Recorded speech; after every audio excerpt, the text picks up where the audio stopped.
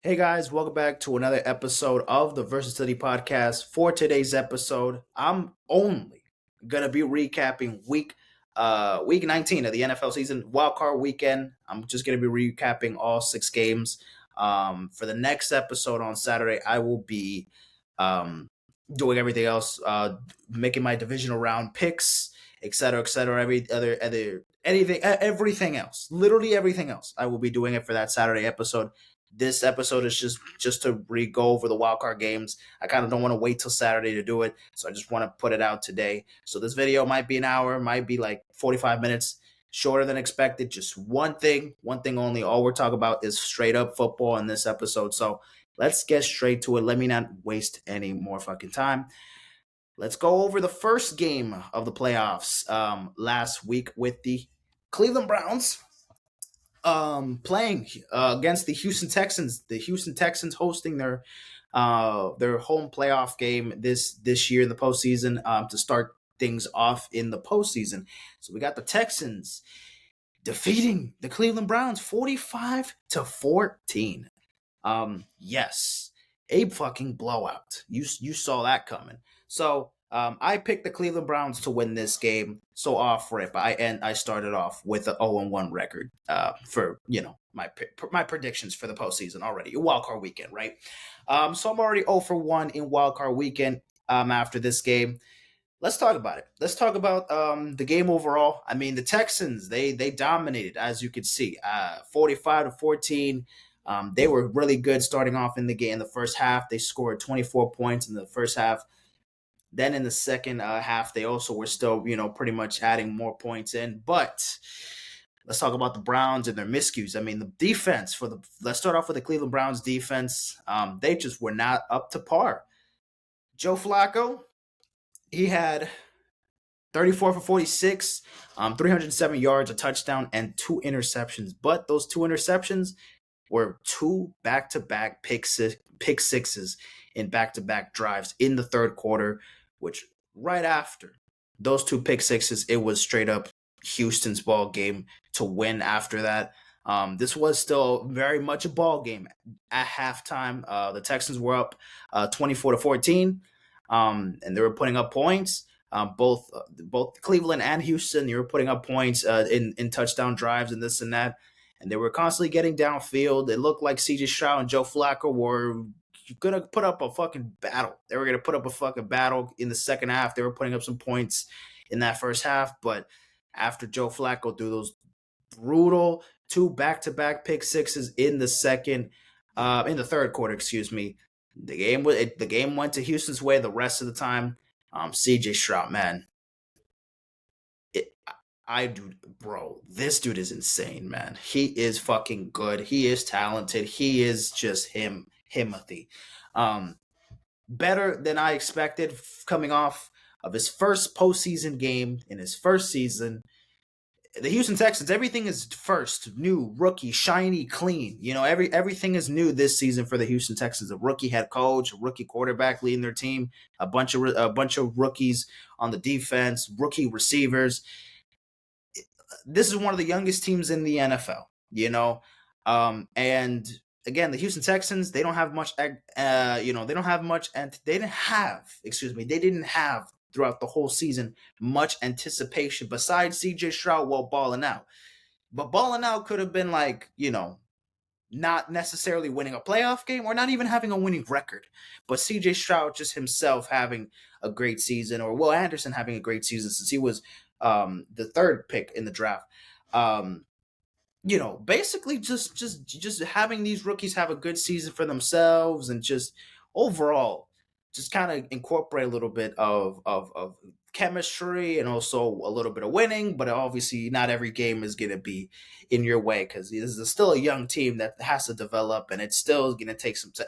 All of that sounded nice for the Houston Texans as soon as they drafted CJ Stroud and Will Anderson. But who the hell expected the Houston Texans with D'Amico Ryans, who was the defensive coordinator for the San Francisco 49ers, who, I mean, they had to let him go for whatever reason you want to say, but coming to Houston, we all kind of expected that this man was going to take over and he was going to do his fucking job. because he was set to be a head coach and hopefully not to disappoint. And he absolutely did not disappoint this season, showing that well, it's been going really well. It's been going really well, and getting led by C.J. Stroud, who's a rookie wide receiver, quarterback, and like let me show y'all his stats. I mean, let me see what were his stats. He was 16 for 21, 274 yards, 3 touchdowns, no interceptions. I mean, look at this dude, man. Look at this dude balling out. This is a fucking rookie. While everybody was kind of not giving the Houston Texans, they were not giving him anything much to say. I mean, they were still balling out. They were still cooking. They were still doing their job, and they didn't have expectations to be here. They did not have any expectations to be here. The Houston Texans were supposed to be dog water this year, and guess what? They're in the playoffs. They're going to be playing this weekend against the Baltimore Ravens, the number one team in the AFC. So, congrats on the Houston Texans. The Browns, they disappointed, man. They disappointed. We all thought the defense was, well, I mean, the defense is one of the best defense, if not the best total ranked defense in the AFC, or if not in the NFL entirety. And it just didn't really step up to par. There's just certain players just didn't play their best game. And Joe Flacco, I mean, he had a nice run. He had a nice run the last 5 games of the season, 6 games of the year.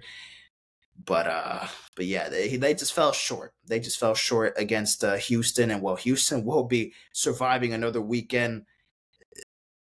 This Texans team, yeah, at this point now, they're only 3 wins away from a Super Bowl. I cannot believe I am saying that.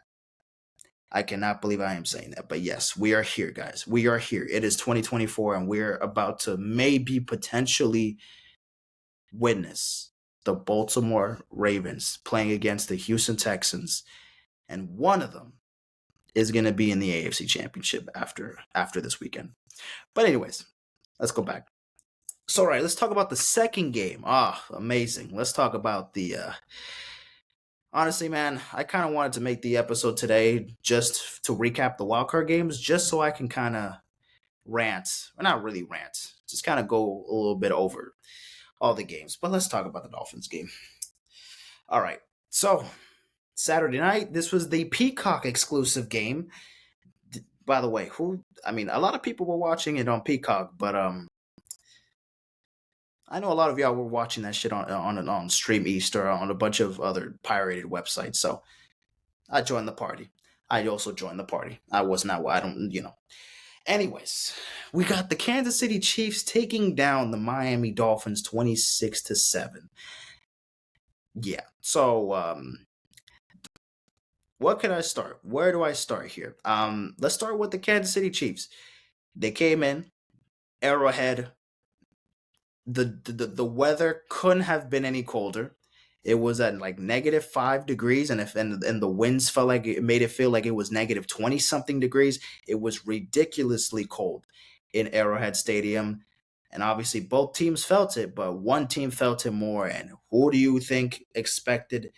Who do you think it benefited way more than the other team? Of course, the Kansas City Chiefs playing, and they're accustomed to playing in cold weathers, while the Miami Dolphins don't even know what a wind, what a -5 degree even feels like, and could they even imagine what -5 degrees feel like? Well, they got a taste of that Saturday night against the Chiefs. As soon as the Chiefs scored on their first drive in the first quarter, I said to myself, "This is over. This game is over." And you're probably asking, why are you already giving up on one of your favorite teams after one touchdown in the very first drive of the game? Because honestly, why did I really have any faith, or why do Dolphins fans even really had any faith going into this game, expecting they were going to ball out or expecting they were going to have a chance against the Chiefs? There was no need to believe. There was never no need to believe. And guess what? There was really nothing else to think of. Anyways, the Dolphins, they put up 7 points, and it was because of a Tyreek Hill one good play. I mean, one good play. Tyreek Hill, Tua threw like a 40, 50 yard bomb to Tyreek, and then Tyreek made most of the play happen, and he was able to score. Some Chiefs defenders missed a couple tackles, and Tyreek Hill got in the end zone. Yay, that's 7 points right there. That was everything. They couldn't do nothing else. Raheem Mostert wasn't at his best. The run game wasn't amazing. There was a bunch of screen and slant passes that just did. The game plan, Mike McDaniel's coaching was very questionable. He made some weird calls in the game, and we were just completely outmatched. I mean, I know the Chiefs are not perfect, and trust me, their offense looked miserable, miserable, and the receivers this year have been fucking disastrous. We're not even. They've been dropping passes. They've been they and Travis Kelsey even at the game he missed a couple. Man, Travis Kelsey has had a rough year. Man, he's had a pretty difficult year. With also dropping passes and dropped a couple passes in this game. Mahomes, that looked a little Mahomey, but Mahomes played all right. I mean, Mahomes didn't play like you would think Mahomes would play like, but he played solid. He had a pretty solid game. But who had an amazing game? I will get to that in a second. Let's look at the stats though. Tua went 20 for 39. He had 198 yards. He had a touchdown. He had an interception. And as you can see, Raheem Mostert didn't get that many carries. He had 8 carries, 33 yards. Tua had 3 carries, 25. I mean, this is the rushing stats here. Tyreek Hill had 62 yards and 50 of those yards again from one play. Got the touchdown, 5 receptions. Couldn't do much, and he was getting locked up by Ladarius Sneed, man. And there was a play that he literally posted on X. He was getting cooked by Ladarius Sneed. He was pushing him on the ground, and he just couldn't even get back up for crossing his route. It was, man, Tyreek did not have the best game, and even himself, he had to say, I was getting cooked out there. And that was the case. Patrick Mahomes, 23-41, 262 yards. He had a touchdown and 0 interceptions. Let me make sure everything's working real quick. All right, we're good. We're chilling. Isaiah Pacheco is the guy I want to talk about, though. 24 carries, 89 yards, a touchdown. Psych. Isaiah Pacheco is not the guy I'm talking about. The guy I want to talk about, the man of the hour, Rashid motherfucking Rice. 8 receptions, 130 yards, and a touchdown.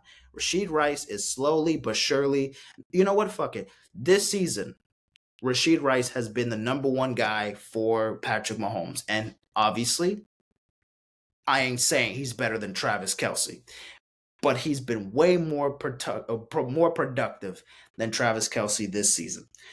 Blame Taylor Swift, blame every other receiver dropping passes, not Rashid Rice. He has had a great rookie season, and he has stepped up for this Kansas City offense. And there's been certain games where Rashid Rice just carried the offense. And Pacheco also doing his thing. I mean, Pacheco had a great game too, 89 yards, a touchdown. I mean, Pacheco and Rashid Rice, man, they're the guys that's really conducting the offense besides Patrick Mahomes, because Patrick Mahomes can do all he wants, but we don't got it. But if he doesn't have his playmakers, taking over on the offense, then what is he supposed to do? He can't run the ball and throw to nobody downfield. So the Chiefs were able to take care, scoring 26 points is solid. I mean, and way better than other games. I mean, they did too many games this season. They've just scored under 20 points, and they've just played through terrible conditions. And even though in the cold, it was tough for them too. I mean, hey, for both teams, it's tough. But obviously for the Dolphins, it was just a different ball game, and they couldn't get much going, man. Now, that's that for the Kansas City Chiefs. They've dominated. Let's talk about the Dolphins real quick. Again, I had the Chiefs winning this game before. I didn't expect much. The Dolphins were going to do much in this game. I had very little faith. And well, as you can see, I was right. We got to have a conversation about Tua Tagovailoa. Granted, he's not the only reason why we may or may not be, at the level where we thought we were, or what later on in the season or earlier, even a little bit towards the end of the season. But we had a division lead, basically. When we were on top of the division in the AFC East, when the Bills were still crumbling and finding their way up to try to win that division, when they were going back and forth, where they were just like taking hit after hit, they were losing terrible games after terrible games. and we were still on top of the AFC East. And Tua was riding high. He was in MVP conversation. Tyreek and this and that. And the offense, oh my God, the offense scored 70 points against the Broncos. Oh my God, this offense is the greatest thing, the greatest show on turf, apparently. All of that happens, and we're just not consistent enough. And Tua just did not play well at all. He did not play well at all. And it has been like that for the past couple games. Our offense is not clicking. Our offense is not clicking. We have a ton of fucking weapons, but we just were not able to click in this one. And even the game against the Bills, we looked pretty sloppy, man. And Tua, clutch, never. He is just he's just okay. He's good, but he's not no Patrick Mahomes. What did Cam Newton say on his podcast a couple weeks ago? That he was a game manager, not a game changer. We know Mahomes. We know Lamar Jackson. We know fucking CJ Stroud this season. Joe Burrow. Matthew Stafford. Still, maybe now, maybe a little bit less, but still. Josh Allen. They are game changers. There are people that take over the game and they're able to get shit done and make results happen. And Tua is just not one of those guys. He just has been super lackluster and without and again the defense. I know the defense for the Dolphins also a bunch of injuries and all of our linebackers are hurt and then I get it. But the Browns were injured and they still made it to the post. I mean, again, they disappointed. They also didn't play a good game, literally the day of this game. But there's just needs to be changes made for the Dolphins. Nobody getting fired, anything. This is not like the Cowboys, which oh my goodness, I will wait till I talk about the Dallas Cowboys because my goodness, I might yell or some shit. I'm gonna have to be very careful with what I say, but we got to make changes. Mike McDaniel, I still love you, man. I still think you're the right coach for us, but there got to be some changes, man. There's got to be some changes, and hopefully we stay healthy next year. Tua, we need to be more consistent in what Tua's is. He ain't no he ain't no superstar. He's not there. He's good. He's good, man. Don't get me wrong. I'm not shitting on Tua, but he is not no Mahomes. He is not no Lamar Jackson. He just has not proven why he's even worthy of being near those guys. I think we just start to overrate him. A lot of people just start rating Tua and it's just putting him on a pedestal a little bit too much, man. He's shown that he can ball out, but it's just not consistent enough. And yeah, that's pretty much all I gotta say here, man. For the Dallas Cowboys, for the Miami Dolphins, that was that. That was really all I could say there. Anyways, let's move on to the next game. And perfect transition. After the Kansas City Chiefs taking down the Miami Dolphins 26-7, let's talk about the two Sunday games. The Green Bay Packers go up against the Dallas Cowboys at AT&T Stadium. The 2 seed Dallas Cowboys, 12-5, coming into the postseason. They host a playoff game at their home field after being undefeated at home in the regular season for the past 2 years. For the past 2 years, they were undefeated at home. They go up against the Green Bay Packers, and they get their ass kicked.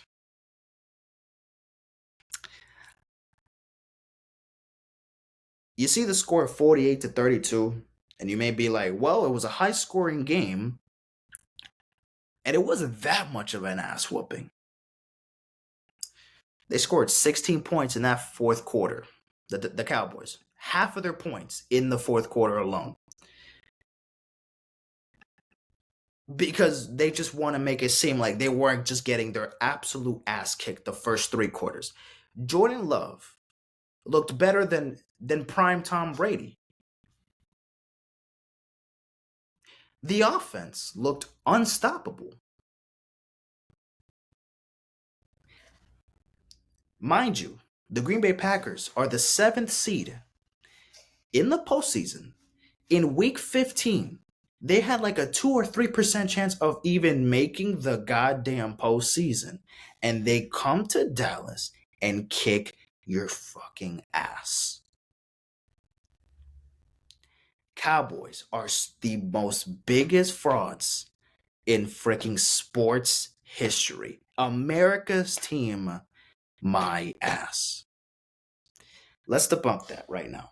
Let me show you how different it is this season on how they completely crapped themselves in the bed this year. The motto for the Dallas Cowboys, America's team, right?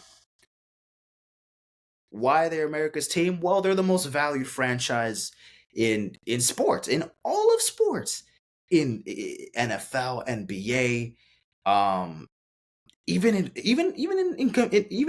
in soccer as well. Over Real Madrid, over Barcelona, over the Yankees, over any franchise you can think of. The Dallas Cowboys are the most valued franchise sports team in history because they be making 10 billion fucking dollars annually. 10 billion dollars. That is how much is the Dallas Cowboys. 9 or 10 billion. Correct me if I'm wrong. Maybe it updated. Maybe it's even more. Shit, it probably might be 20 billion. Who knows? That's how much they're valued. And that's why they're America's team, because they are the star team. They're the team that represents the NFL. In the 90s, they were at its peak. We are in 2024.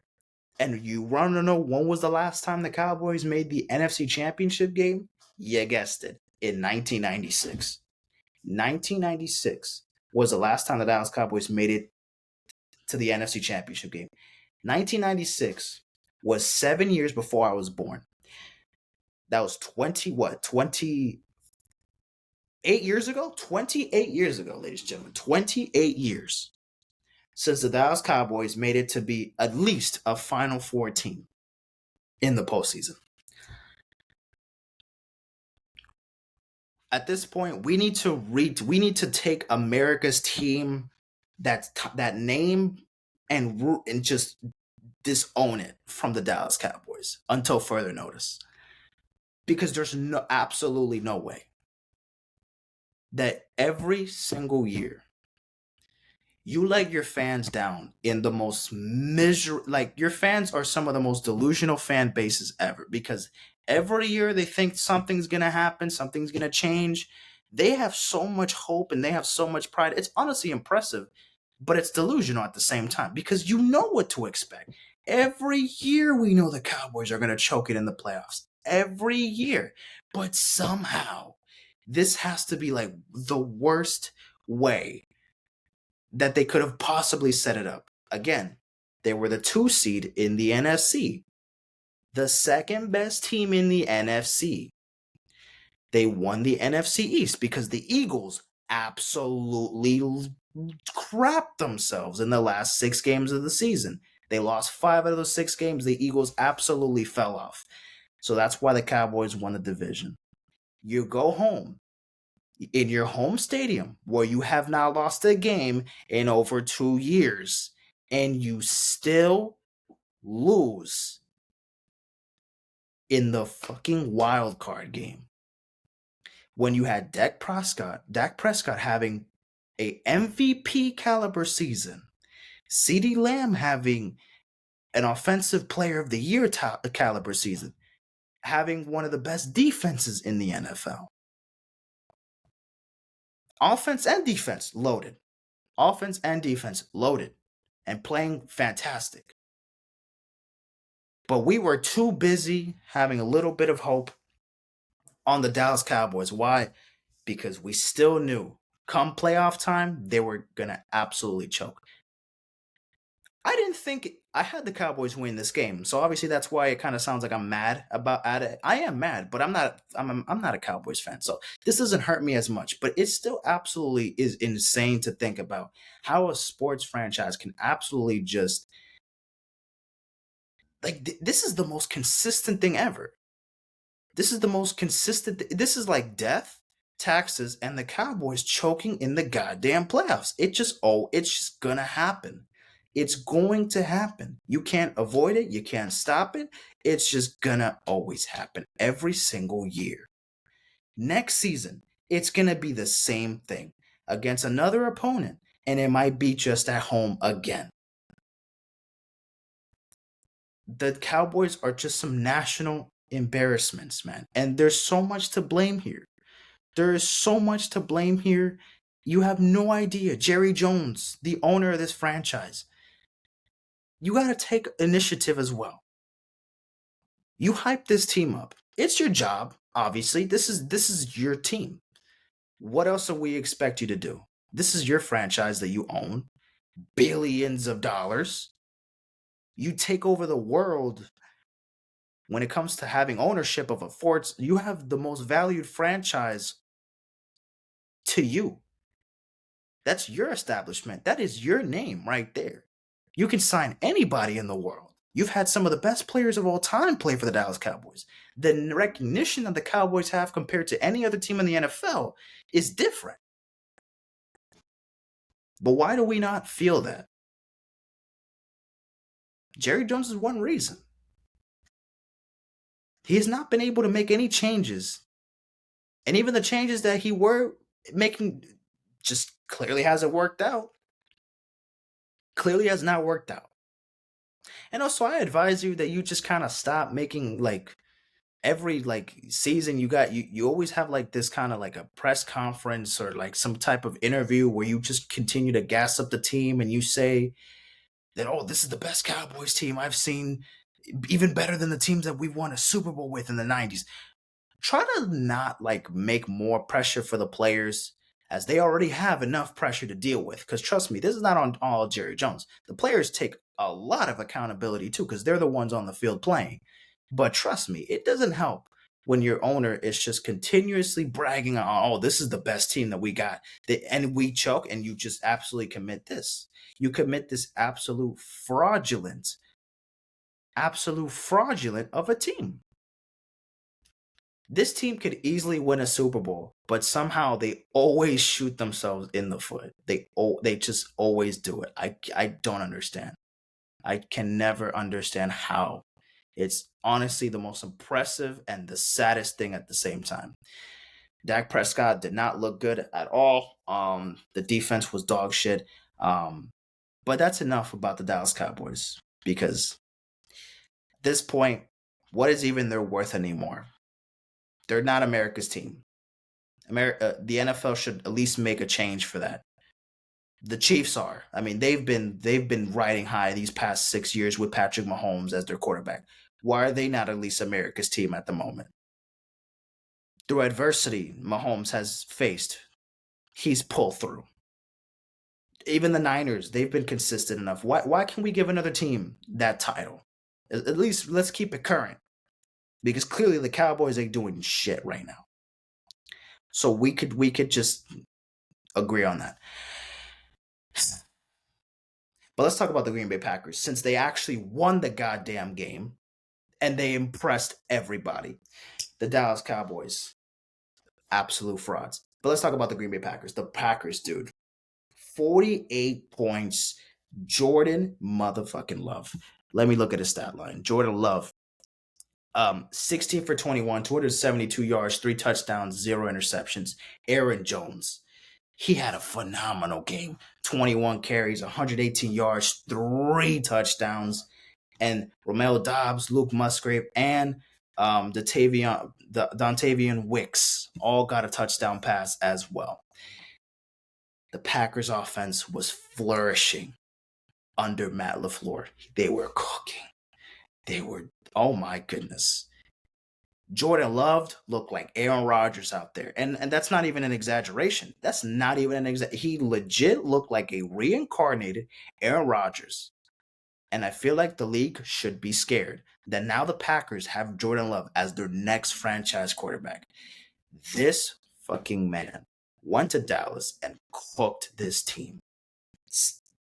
Aaron Jones cooked that run defense for the Cowboys. And the Packers look like the most professional. They look like the most veteran ass team out there. Just to point that out, they're the 7th seed in the playoffs. They were the very last team to qualify for the playoffs. And they also happen to be the youngest team in the NFL. And they did that to the Dallas Cowboys. And now next week, they're taking on the San Francisco, or this Saturday, they're taking on the San Francisco 49ers. We'll see what happens there. I'll talk about it on Saturday, but this game, man. Man, congratulations on the Packers. They absolutely stunned the whole world. And also, this is the first time the 7 seed upsets the 2 seed in the playoffs in the NFL. So this is also some good history right there. Um, this was the upset that everybody was maybe not a lot of people expecting. I did not expect the Cowboys to fail this early. At least I expected them to win a damn. Excuse me. I at least expect them to win at least a damn game before we would get to see this absolute downfall. But the Packers decided to cut that shit early, and look at them. Look at them. They made it to one of the last teams. And you know what's even scary? That I also forgot to mention about the Houston Texans as well. They're a young team that didn't have any expectations of making the playoffs or even winning a Super Bowl or even winning a playoff game. And guess what? Both teams won a playoff game. And at this point, when you win a playoff game and you take down two teams who have an amazing defense and you have a rookie quarterback or you have a still a very young quarterback in your back pocket there, you're expecting to make it all the way. The Texans and the Packers should have not been here if it was for us to pick which team should be one of the last eight. They shouldn't be here. They should not be here. But here they are. They're proving everybody wrong. And they have a chance of winning the goddamn Super Bowl, which is insane to me. Insane to me. But congratulations on the Green Bay Packers. They win this game. Dallas Cowboys. I cannot. If you're a Cowboys fan, how do you deal with it? How do you have the guts to say to people that you're a Dallas Cowboys fan? It's honestly impressive, but it's the saddest thing in the world as well. Anyways, 3 games down, 3 games more to recap. Let's get straight to it. So let's talk about the Lions taking down the LA Rams 24-23. Detroit Lions making history. This is their first playoff win since 1991. 1991.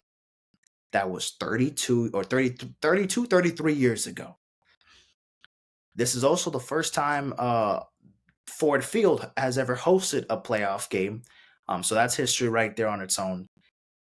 And this game was a battle. This game was a battle all throughout LA. In the first half, it was pretty interesting. I mean, it was tied 17-17 at half. Or not, excuse me. I believe the Lions were, yeah, they were still up by halftime. It was what, 21-17. My bad. And both offenses had a good start in the first half. Second half, it was a little sloppy, a bunch of field goals for both teams, but it was mostly a defensive battle.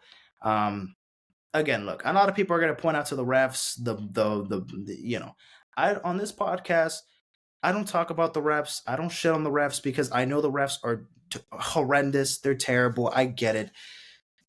What is new? What is new? Birds fly. The sky is blue.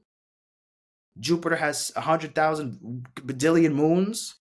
The sun gives energy to plants. What is new here? That the refs suck. This is not new information. There are evil and good people in the world. That is nothing new. That is nothing new. We know that the refs suck. So I don't care about the refs right now. I don't like to do that. I don't care. That's not the point. So just to point that out there.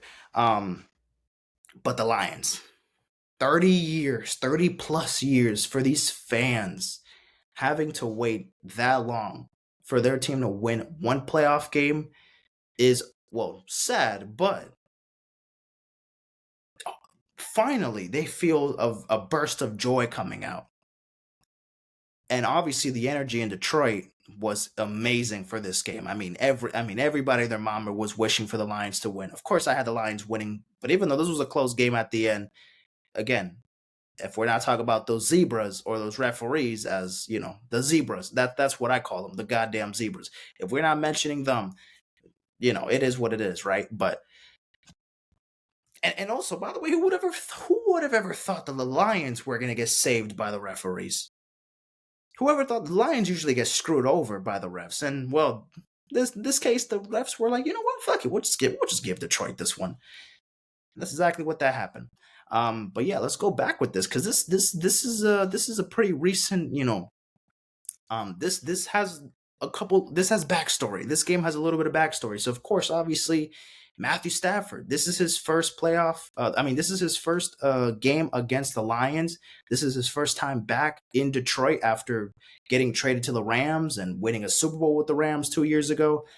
This is the first time Jared Goff goes against his former team in the LA Rams, where he played in the Super Bowl the year before Matthew Stafford won his first Super Bowl. Wait, was it the year before?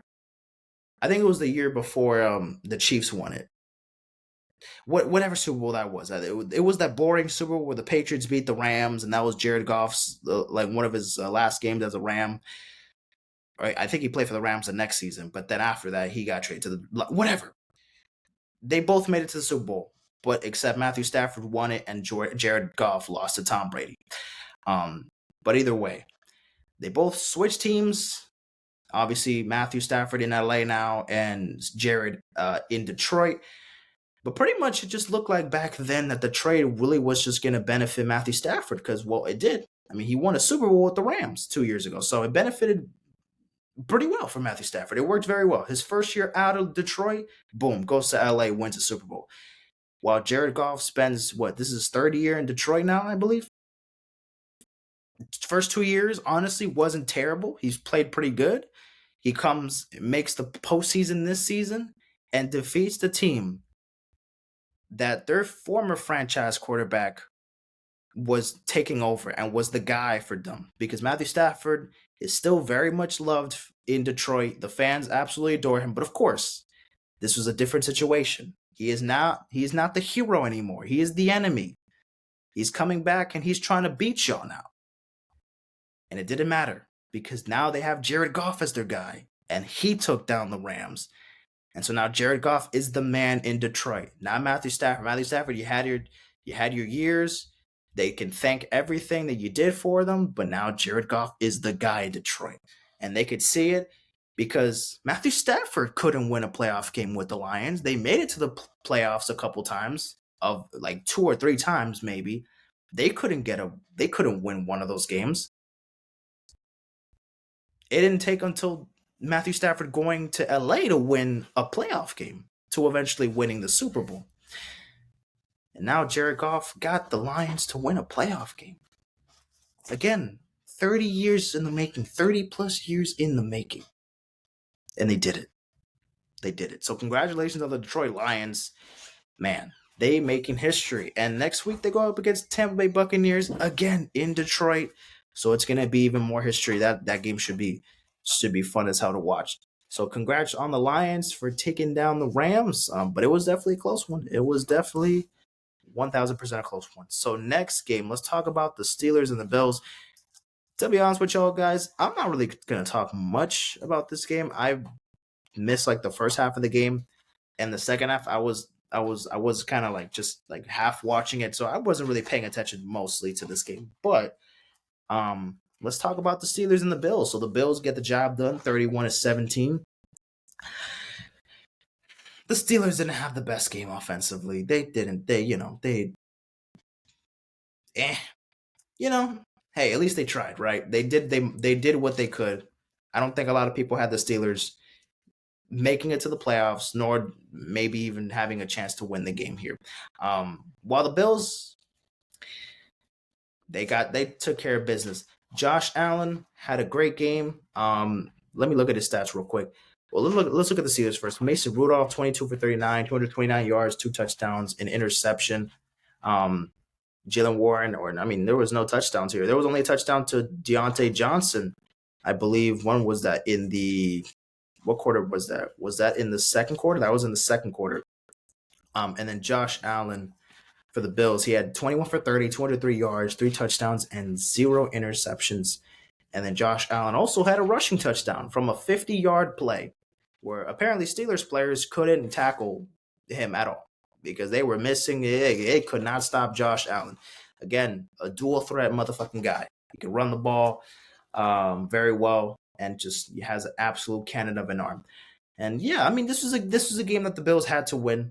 This was, in the heavy snow. It was snowing so bad. This game was actually going to be originally on Sunday, but they moved it to Monday because the snow was way too much. And they were offering fans, they were offering them $20 an hour to shovel snow out of the field and to put them in the stands. And obviously, you see, there were some videos of fans. They were sliding in the snow, and they were like going through like curves and crevices, and they were just like they were stuck in the snow. And I bet a lot of, unfortunately, I bet there was hopefully not too many fans who had like hypothermia and shit like that. I hope they were fine. I also heard about the Chiefs game since it was really cold over there. There was like bro. Also, by the way, the Chiefs game. There was people shirtless at the Chiefs game. I'm sorry, but if you are shirtless in -5 degree weather, is it justifiable that you get hypothermia? Why are you shirtless, buddy? It is -5 degrees out there. You just want the cameras on you. It worked. The TV broadcast, they definitely showed the fans that are they're just no it's not cold enough. -5 degrees, that is nothing. And they take off their shirt like it's nothing, and you get sick the next day, and you're gonna be bitching and complaining. What is wrong with you, man? Come on, dude. What is wrong with you? So yeah, hopefully those people can not do that. Please don't do that, guys. Why am I even telling you this? Don't fucking do that. Don't be an idiot. But anyways, back to the Bills. They get the job done against the Steelers. I have not much to say about this game, to be honest. They're playing against their biggest playoff rivalry in recent time, the Kansas City Chiefs, on Sunday night. That game is gonna be fun. That game has to be the best game of the week. Maybe as the best chance of being the best game of the week. And now the best for last. Not really. I'm joking. The last game of last week to end off all the games on wildcard weekend. This one was just sad. All around, just absolute misery. The Tampa Bay Buccaneers taking down the Philadelphia Eagles 32-9.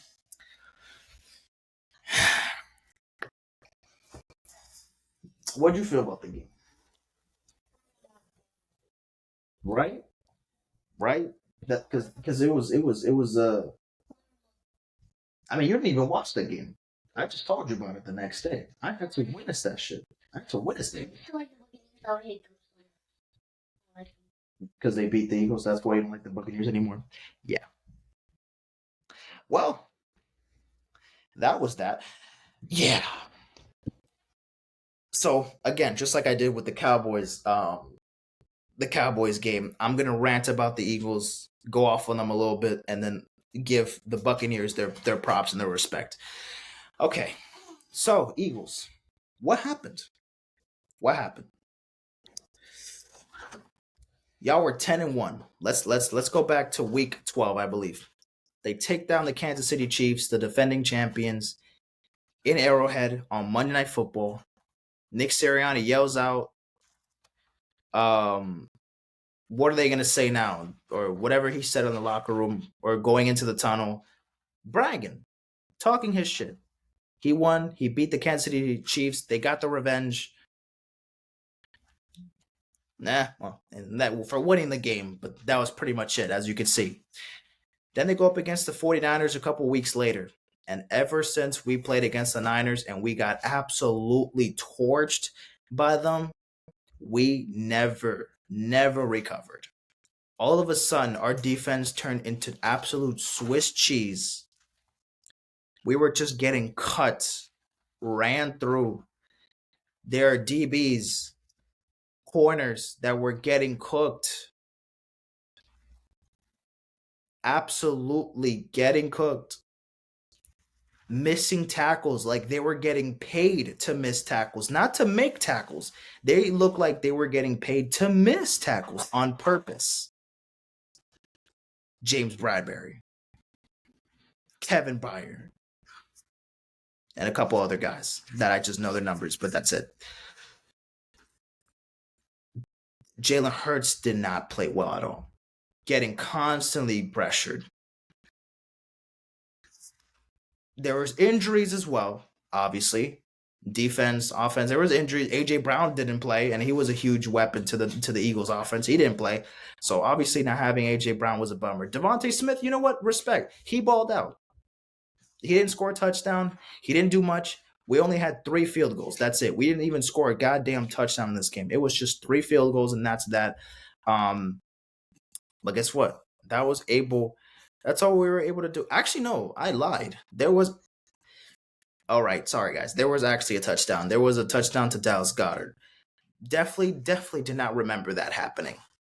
Did not happen. Did not. Again, it was in the background, and I kind of expected the Eagles to just fall apart because they just fell apart after the season wrapped up, and here they are now. So yeah, they end the season losing 5 out of their last 6 games. So going into the postseason, they have zero momentum. They're just banged up. The defense is absolute dog water, and there's just nothing else to say. While the Buccaneers, they clinched the NFC South, which, yes, as mediocre and water sauce is the goddamn division itself, it is. They still won it. They had some momentum. They hosted a playoff game in Tampa. Baker Mayfield looked good. The defense, that was the talk of the town in this game. The absolute talk of the town was either Baker Mayfield out there cooking, which let me put y'all the stats right here. 22 for 36, 337 yards, 3 touchdowns. A touchdown for David Moore, Trey Palmer, and for Chris Godwin. A couple of young guys who haven't even got a touchdown a little bit throughout the season. They were making some motion out here. 18 carries, 72 yards for Rashad White. He was balling out. Mike Evans had a couple good plays as well. Baker Mayfield was absolutely cooking. He was cooking. He was looking like Brady. Brady. Tom Brady, who played for the Buccaneers just last season. And then Baker Mayfield took over because he retired. He was looking like that guy. He was looking like that guy in this game. Absolutely. So this is now their new Tom Brady on the team, on their franchise right now. It's nice. It's really nice to see how Tom Brady reincarnated is Baker Mayfield and CJ Stroud and a couple of other players that I can mention. But anyways, yeah. Buccaneers defense, an absolute problem.